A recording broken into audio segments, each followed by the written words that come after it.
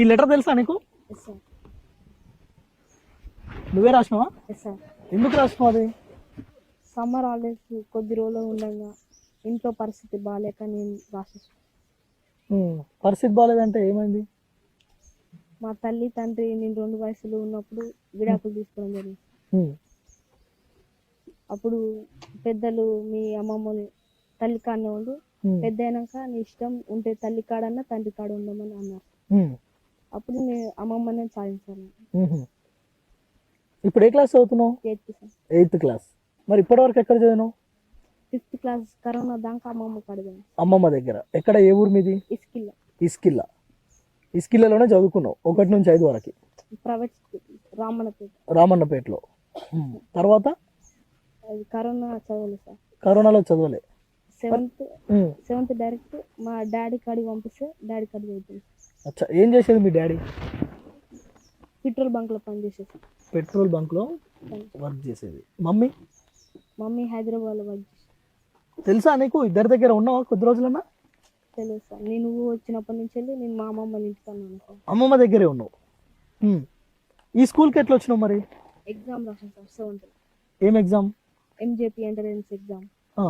ఎవరు చెప్పారు నీకు ఎగ్జామ్ రాయాలని? మా ఫ్రెండ్స్ అట్లా అనుకుంటుంటే విన్నావు. అంటే చదువుకోవాలని నీకు ఇష్టమా? Yes sir.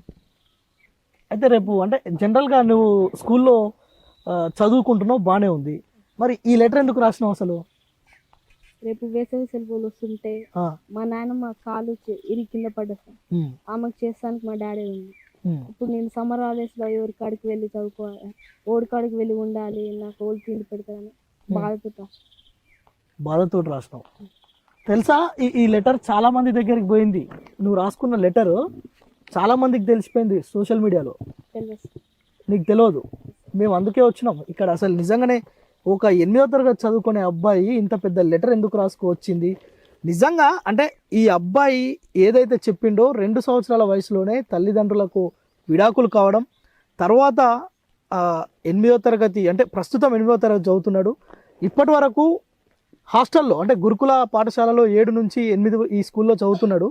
కానీ రేపు వచ్చేది సమ్మర్ హాలిడేస్. జనరల్గా పిల్లలందరూ హాలిడేస్ వస్తున్నాయంటే ఎంజాయ్ చేస్తారు, ఎగిరి గంతేస్తారు. కానీ ఈ అబ్బాయి ఈ సెలవుల్లో నేను ఎక్కడికి వెళ్ళాలి అని ఇంత పెద్ద లెటర్ రాసిండు.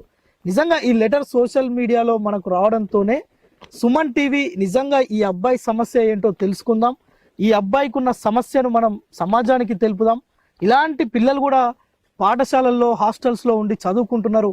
నిజంగా కూడా అంటే ఈ లెటర్ చూసినప్పుడు ఎంత బాధ అనిపించిందంటే ఇట్లాంటి పిల్లలు కూడా ఉన్నారా అంటే వీడి సమస్య ఎవరికి చెప్పుకోలేక ఇంత పెద్ద లెటర్ రాసుకుండు.